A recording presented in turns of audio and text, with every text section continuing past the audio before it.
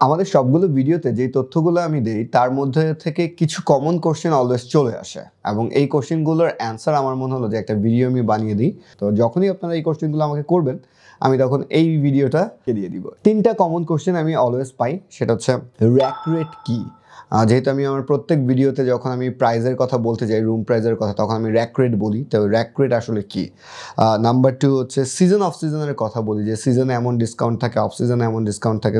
Season of সিজনের আসলে টাইমিংটা কখন বা কখন আসলে season off season Cox's Bazar count করা হয়। আর 3 নাম্বার হচ্ছে যখন আমরা বুকিং দিতে চাই, বুকিং আসলে কিভাবে দিব, বুকিং কি আসলে ডিরেক্টলি হোটেলে দিব নাকি বুকিং থার্ড পার্টির মাধ্যমে দিব নাকি বুকিং আসলে আমাদের মাধ্যমে দিবেন। এই ব্যাপারটা একটু কনফিউশন রয়েছে। আমার মনে হয় যে প্রথম দুইটা হচ্ছে very common question. Rack rate কি? র্যাক রেট হচ্ছে একটা হোটেল রুমের মেইন প্রাইস। এটাকে একটু আসলে যদি আমি হাইড করে একটু অন্যভাবে বলতে চাই, যে ধরেন একটা প্রোডাক্টের একটা মেইন প্রাইস। কারণ আসলে প্রোডাক্টটা অলওয়েজ কিছু না কিছু ডিসকাউন্ট লেভেলে সেল করতে হবে। এখন ধরেন সেটা 10% হতে পারে, 5% হতে পারে, 20% হতে পারে, 60% হতে পারে। এরকম একটা রেঞ্জ এর উপরে বেস করে অলওয়েজই প্রোডাক্টটা সেল করতে হবে। দ্যাট মিনস প্রোডাক্টের অলওয়েজই একটা ডিসকাউন্ট রেট থাকবে। এখন এই যে ডিসকাউন্ট রেটটা থাকবে 5% হোক বা 50% হোক, এটা কোন অ্যামাউন্টের উপরে থাকবে? সো এটা একটা বেস প্রাইস থাকা চাই। যেমন একটা পিলোর একটা বেস প্রাইস থাকা চাই, যে পিলোর একটা দাম 100 টাকা, এটার উপরে 10% ডিসকাউন্ট। পিলোর একটা দাম 100 টাকা, এটার উপরে 50% ডিসকাউন্ট। ঠিক তেমনি হোটেল রুমের মধ্যে একটা বেস প্রাইস থাকে, যেটাকে আসলে হোটেল ক্ষেত্রে বা হোটেল ইন্ডাস্ট্রিতে র্যাক রেট বলা হয়।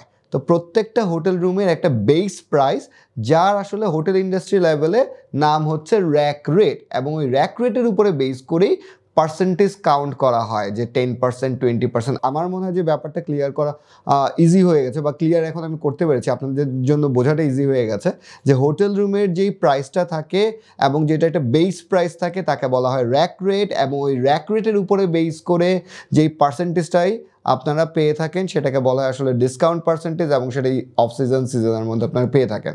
এই পয়েন্ট অফ ভিউ থেকে সেকেন্ড কোশ্চেনটা অ্যারাইজ হয়, অফ সিজন এবং সিজন কখন। আগে আমাদের মাথায় নিতে হবে যে কক্সবাজারে মোটামুটি দুই টাইপের হোটেল আছে। একটা হচ্ছে টপ লেভেলের হোটেল, আর এটা হচ্ছে অ্যাভারেজ বা হচ্ছে বাজেট লেভেলের হোটেল যাদেরকে আমরা বলি।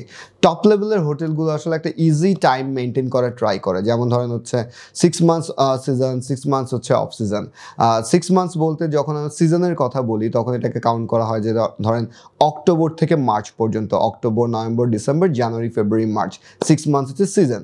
আচ্ছা, আবার মার্চের পরে, মার্চ মানে হচ্ছে এপ্রিল থেকে আবার সেপ্টেম্বর পর্যন্ত যেই টাইম ফ্রেমটা, সেটাকে অফ সিজন হিসেবে কাউন্ট করা হয়। কারণ তখন আসলে গরম বেশি থাকে, অনেক সময় বৃষ্টি বেশি থাকে, তো সব কিছু মিলে ওটাকে আবার অফ সিজন হিসেবে কাউন্ট করা হয়।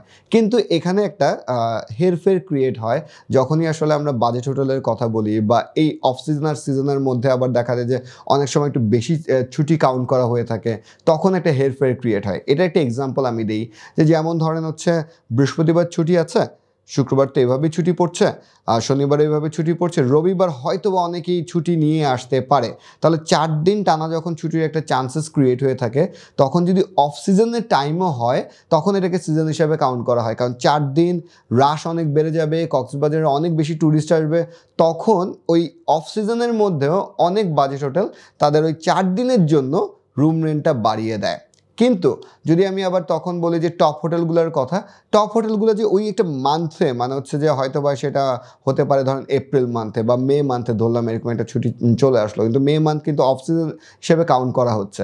তো তাদের ওই মে মান্থের যে একটা প্রাইস রেঞ্জটা থাকে অফ টপ হোটেলগুলোতে, তারা ওই প্রাইস রেঞ্জটাই রাখে। কিন্তু বাজেট হোটেলগুলো কি করে, এই 4 দিনের জন্য তারা একটু ভালো প্রাইস রেঞ্জে বা একটু আপগ্রেড করে, যে হয়তো বা তারা 3,000 টাকা করে রাখতো, কিন্তু এটাকে করে ফেললো 4,000 টাকা বা 4,500 টাকা। বা যখন দেখে যে রাশ আরও বেশি, তাদের ম্যাক্সিমাম রুম আসলে আপনার বুক হয়ে গেছে, মাত্র অল্প কিছু রুম বাকি আছে, ওই অল্প কিছু রুমটাকে তারা আরেকটু বেশিতে সেল করার ট্রাই করে, কারণ ডিমান্ড অনেক হাই হয়ে গেছে। এই কারণে কক্সবাজারে আসলে অফ সিজন এবং সিজনটা বোঝাটা খুব টাফ। যখনই রাশ অনেক বেশি তখনই সিজন, যখন রাশ অনেক কম তখন দেখা যায় যে সিজনটাকে আমরা বলে ফেলি যে আসলে অফ সিজনের মধ্যে আছে। কিন্তু এখানে আরও একটা বিষয় আপনাদের মাথায় রাখতে হয়, বড় হোটেলগুলোতে বা টপ হোটেলগুলোতে বা 4-5 স্টার হোটেলগুলোতে তাদের ফেসবুক পেজে কিন্তু ক্লিয়ারলি প্রাইস রেঞ্জটা দেয়া থাকে যে আসলে এই মান্থের মধ্যে আমরা এমন ডিসকাউন্ট দিচ্ছি এবং আমাদের প্রাইস রেঞ্জটা এটা।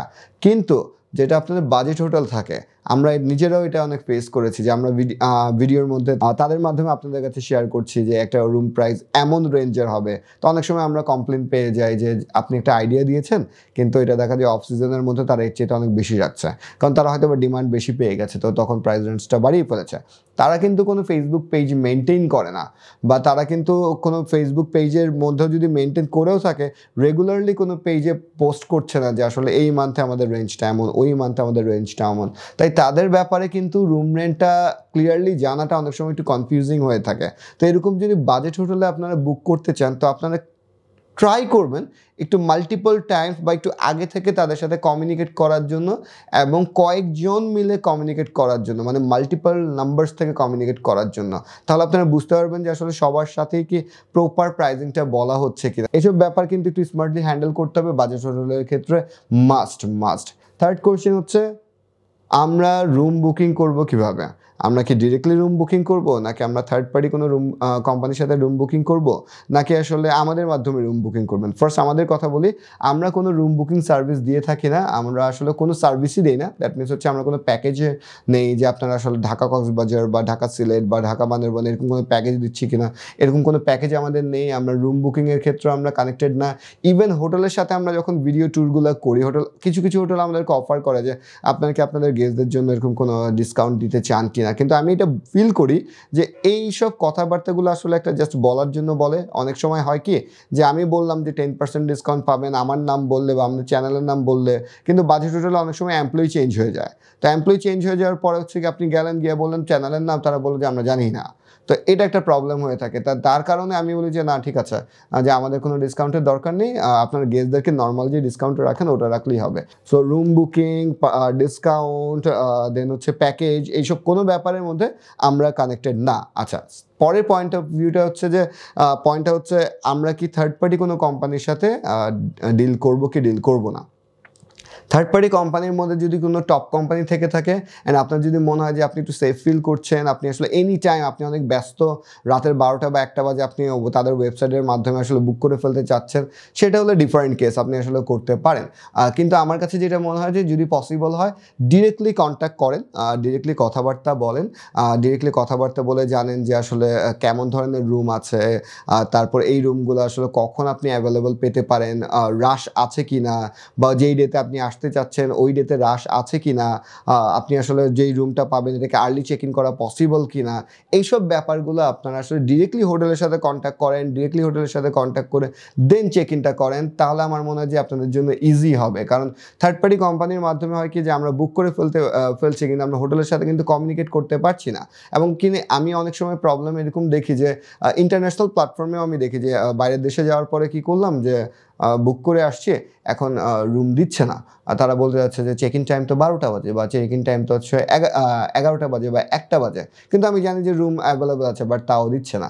বাট অনেক সময় হয় কি যে ডিরেক্টলি কন্ট্যাক্ট করে আসার পরে কিন্তু এই প্রবলেমটা অনেক সময় আমরা ফেস করি না, যে আসলে আপনাদের সাথে আমরা ডিরেক্টলি কথা বলে আসছি, আপনারা বলেছিলেন যে রুম অ্যাভেলেবেল আছে বা আর্লি চেক ইন করা যাবে, আমার সাথে বেবি আছে, তো আমি একটা লং জার্নি করে এসেছি। বা অনেক ক্ষেত্রে এরকম হয় না, অনেক ক্ষেত্রে দেখা যায় ভালো হোটেল হলে বা একটু টপ লেভেলের হোটেল হলে রুম অ্যাভেলেবেল থাকলে তারা আসলে রুম আগেই দিয়ে দিচ্ছে। কিন্তু আমি যেটা ফিল করতে চাচ্ছি যে আপনি তাদের সাথে যদি প্রপার ডিসকাশন করে আসেন, তাহলে অনেকগুলো ব্যাপার আপনার মাথায় আগে থেকে থাকবে যে ওই দিন একটু রাশ আছে, আপনি আর্লি চেক ইনের সুযোগ অনেক কম, তাহলে আপনি একটা প্ল্যান মাথায় নিয়ে আসবেন যে আচ্ছা ঠিক আছে, তাহলে আমি ঢাকা থেকে যখন আসছি বা লং জার্নি করে যখন আসছি, তাহলে কীভাবে এই টাইমটা এখানে ব্যালেন্স করবো, 1-2 ঘন্টার যে ব্রেকটা আছে ওটা আপনি প্ল্যান করেই আসবেন। বাট যদি হঠাৎ করে আসেন তখন আপনি কিন্তু ওই প্ল্যানটা করতে পারবেন না। তাই থার্ড পার্টি কোম্পানি হলে কিন্তু ওই ডিসকাশনটা বা ওই কমিউনিকেশনটা করার সুযোগ খুব কম থাকে, বা অনেক সময় দেখা যায় যে আপনি বুক করছেন তাহলে আবার তাদের সাথে আলাদাভাবে হোটেলে কন্ট্যাক্ট করতে হয়, কন্ট্যাক্ট করে বলতে হয় যে আমি এই কোম্পানির মাধ্যমে বুক করেছি, আপনি কি চেক করে দেখবেন, যে তখন আবার আলাদাভাবে কথাটা। অনেক সময় আমি দেখেছি একটু বাজেট হোটেলের ক্ষেত্রে এই কমিউনিকেশন একটু গ্যাপ থাকে, কিন্তু টপ হোটেলের ক্ষেত্রে কিন্তু ব্যাপারটা ডিফারেন্ট। 4 স্টার 5 স্টারের ক্ষেত্রে কিন্তু ব্যাপারটা ডিফারেন্ট, বাট একটু বাজেট হোটেলের ক্ষেত্রে কিন্তু তখন একটু কমিউনিকেশন গ্যাপ থেকে থাকে। এটা আমি আমার পার্সোনাল এক্সপিরিয়েন্স থেকে বলছি। তো সেই ক্ষেত্রে থেকে যখন আমরা ডিরেক্টলি কমিউনিকেট করি তখন কিন্তু এই গ্যাপটা আমি অনেক সময়ই পাইনি, এবং আমি দেখেছি যে রিসেপশনে আসার পরেই দেখা যায় যে তাদের একটা মুভমেন্ট ডিফারেন্ট থাকে, যে আমরা তাকে বলতে পারি যে আমি এই ভাইয়ার সাথে কথা বলেছি বা এই আপুর সাথে কথা বলেছি, তখনই তাদের একটা ফেশিয়াল এক্সপ্রেশন একটা চেঞ্জ আসে, বা দেখা যায় যে উনি একটি স্মাইল করছে যে আচ্ছা ঠিক আছে, হ্যাঁ ভাই আপনার সাথে তো আমি কথা বলেছিলাম। তখন আমি তাকে বলতে পারি যে আসলে আমি তো বলেছিলাম যে আমার একটা বেবি আছে, বা আমি একটু আমার পায়ে একটু প্রবলেম আছে, তো আমি তো এত সময় একটু অপেক্ষা করতে পারবো না, আমার জন্য একটা সলিউশন দিয়েছিলেন, তো এখন আমি কি করতে পারি। এইসব ব্যাপারগুলো কিন্তু তাদের সাথে তখন কমিউনিকেট করাটা ভেরি ইজি হয়। তার কারণে আমি বলছি যে ডিরেক্টলি কমিউনিকেট করতে পারলে মনে হয় আপনাদের জন্য একটু ভালো হবে, একটু একটু মানে প্লাস হবে আর কি। তো এই ছিল মেজর 3টে কোশ্চেন, যেটা আসলে আপনারা বারবার অনেক সময় আমি কমেন্টের মধ্যে পেয়েছি। তো আমি ট্রাই করেছি এটাকে একটু ডিটেল আকারে আপনাদেরকে ক্লিয়ার করার জন্য, যাতে করে আপনাদের মধ্যে কোনো কনফিউশন না থেকে থাকে। 3টা কোশ্চেনের মধ্যে যদি 3টা কোশ্চেন আপনার জন্য ইম্পর্টেন্ট না থেকে থাকে, তাহলে নিচের ডিসক্রিপশনে আপনারা টাইম স্ট্যাম্পস দেখতে পারেন, যে কোনো স্পেসিফিক কোশ্চেন আপনারা ডিরেক্টলি চলে যেতে পারেন, যেটা আপনার জানা প্রয়োজন, এবং ভিডিওটা দেখে শেষ করতে পারেন। আমরা আসলে শুধুমাত্র কক্সবাজার রিলেটেড ভিডিও ট্যুর করি না বা হোটেল ট্যুর করি না, আমাদের সামনে আরও সিটিজের হোটেল ট্যুর আসছে। ভিডিওগুলো দেখুন, আমাদের সাথে থাকুন, আমাদেরকে ইন্সপায়ার করুন। আশা করি আপনাদের জন্য হেল্প হবে অ্যান্ড আমরাও হ্যাপি ফিল করব। থ্যাংক ইউ, দেখা হবে পরের ভিডিওতে। সাবস্ক্রাইব করতে ভুলবেন না। আসসালামু আলাইকুম।